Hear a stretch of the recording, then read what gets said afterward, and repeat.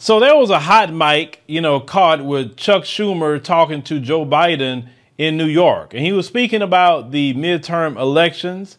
And I want you to listen to what Chuck Schumer had to say, because it was quite interesting. Let's roll that. Yes.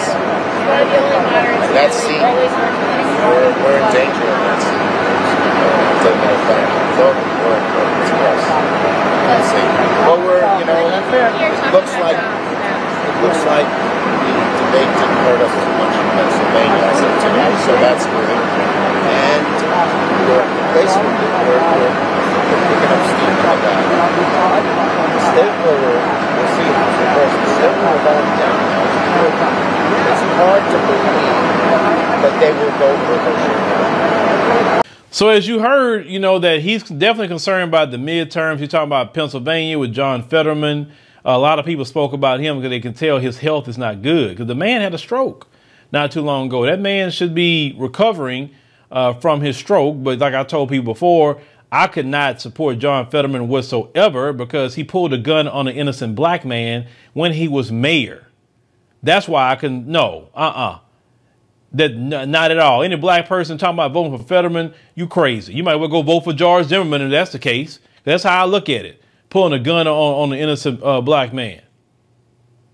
But for some black folks, as long as he got a D in front of his name, it covers a multitude of sins, right? But listen to what he said about Herschel Walker. Oh, they could say, it's amazing to me that they are scared of Herschel Walker.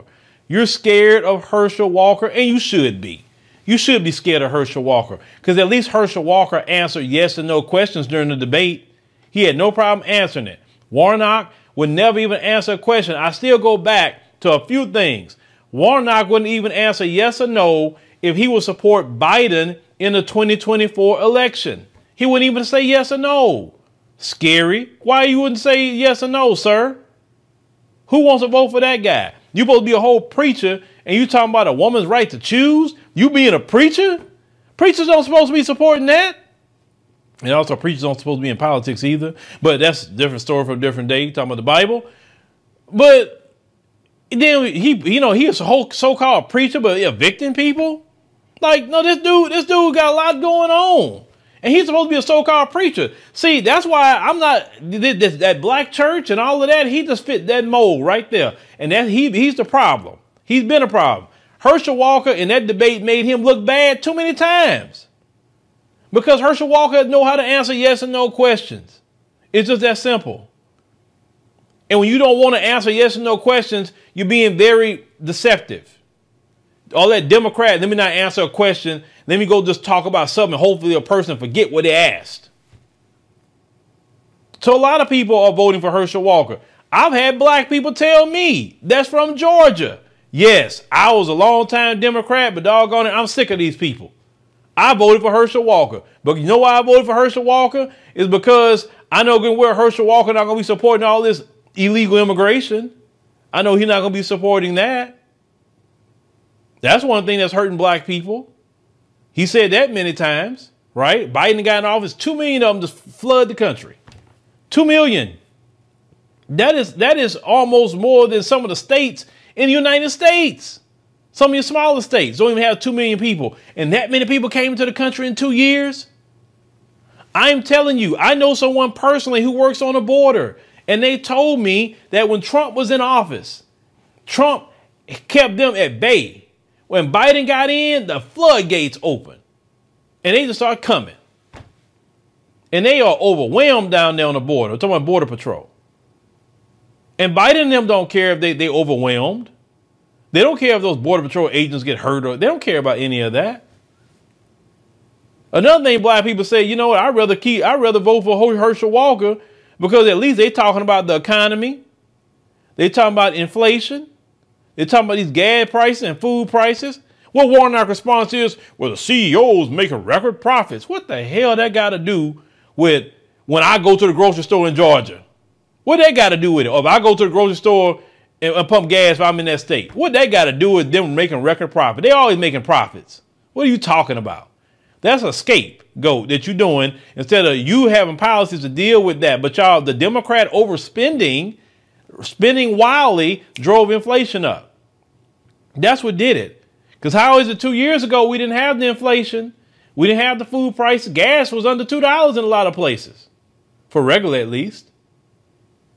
So what are you talking about? The fact of the matter is this. A lot of black people have sat there and watched the Democrat Party betray them in these past 2 years. The moment they got in office, they propagandized black Americans and said that we were the one attacking Asians. But yet, story after story after story after story, the media did not want to show, come out, minus I think one.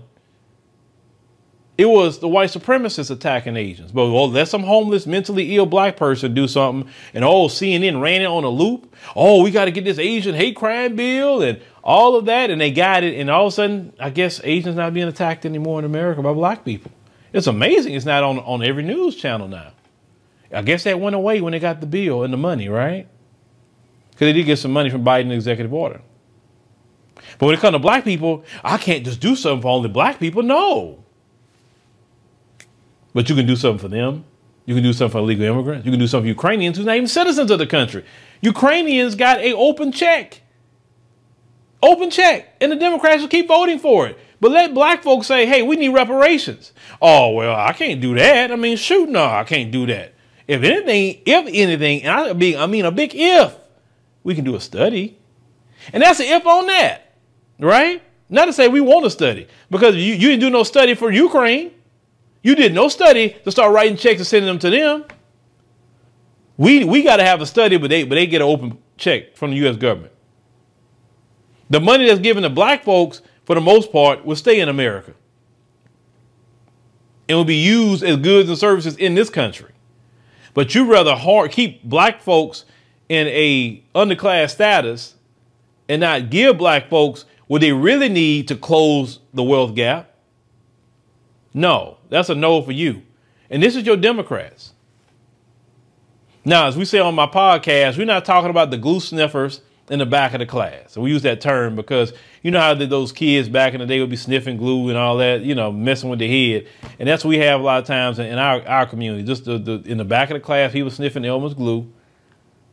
They have the same response Republicans going to do for you, all that. I don't care about Republicans because black folks don't vote overwhelmingly for them. When black folks vote 90% Republican, then you're going to hear me talking about, hey, Republicans, X, Y, and Z. You better believe I'm going to be on the Republicans. But we don't vote for them. Oh, Herschel Walker. Oh, he get in office. Oh, my God, we're going to be put back in slavery. It's going to be Jim Crow. Remember they said that about Georgia's election law. Oh, my God, it's Jim Crow. Then it came out that more black people voted than before. Even with Georgia's election law, they're supposed to be Jim Crow. You see how they try to use our pain to try to, I mean, it's wicked how they use our pain to try to control us. But thank God that people are smart today because we live in an age of knowledge that you can quantify numbers real quick. You can go read a bill. You can look at what's actually happening in society. If more black people voted in the election since the Georgia election law, they're supposed to be so Jim Crow. Oh, my God, Jim Crow coming back. That's what the Democrats said. Then why more black people have voted? This is why black people are turned off every day by the Democrat Party.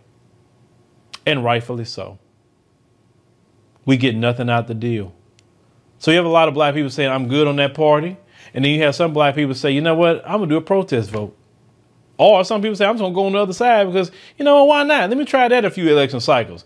What could it hurt? I ain't got nothing to lose at this point because I ain't getting nothing out of the Democrats anyway. I ain't got nothing. Listen, I talked to my dad the other day and shout out to my dad.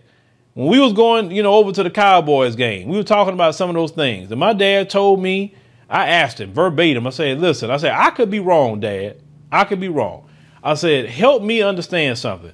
All the years you have been voting, has the Democrats done something for black people? He said, let me tell you something about them. Every 2 years they come, they show up to your church, they want to hug your babies. Oh, yeah, vote for me, X, Y, Z. He said, then after they get your vote, they disappear. And then 2 years later, here they come again. He said, the same cycle. I say, has anything changed for black people? No. In all these years, he said, no. They haven't done a thing for black people. And that's my dad. My dad's 66 years old, okay? He been living a while. So I was right on what I was saying about the Democrats ain't done nothing for black people because he's telling me right then and there. There's a lot of more things my dad said too about even our community, but I'll talk about that on my podcast. But these people haven't done nothing for us. So why are we voting for them? 90+%? They do black people so wrong, so wrong. So you need to be worried. And like I keep telling y'all, every 2 years they're losing more and more of their voter base. You know, the baby boomer generation that votes, so you know they religiously vote for them. That religious voting is going by the wayside every day. Performative voting is going by the wayside. And every 2 years they're gonna have to deal with us more and more and more. And our voice get louder and louder and louder. Because they're going to have to give us something. Because we are saying, you don't give us nothing, we not voting for you. It's just that simple. A lot of us who logically thinking, saying, you give us nothing, well, I'm going to ask the Republican what he can do. Or what she can do. And if not one of them won't give us nothing, fine. We just let y'all do your thing. Black people are the ones who are the swing vote in elections. Black people do have that political power. You actually do. And we need to use it to get something. But unfortunately, a lot of black people, actually, I say a lot of the majority, don't want nothing. Because they want a liberal mommy and daddy just to pet them on the head and give them validation, give them a job. That's it. They don't want to build nothing. They don't want no entrepreneurship. They don't want to control our education. They don't want to do anything. So this is why they perform and vote, because so they don't have to do anything. No. We are a new generation of black people now.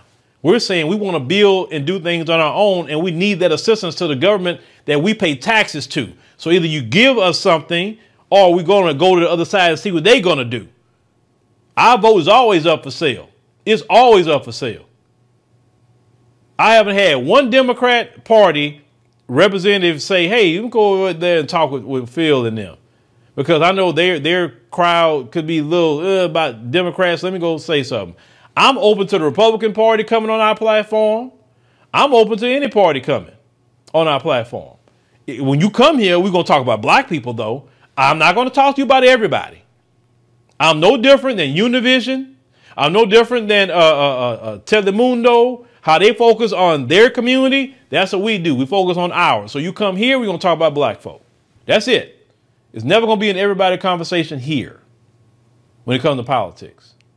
But I welcome any of you to reach out and say, hey, you would like to come on the show. I'll be glad to talk to you. Now, usually we will make a decision, though. But if the RNC want to come on, you're welcome to come on. The DNC want to come on, you're welcome to come on.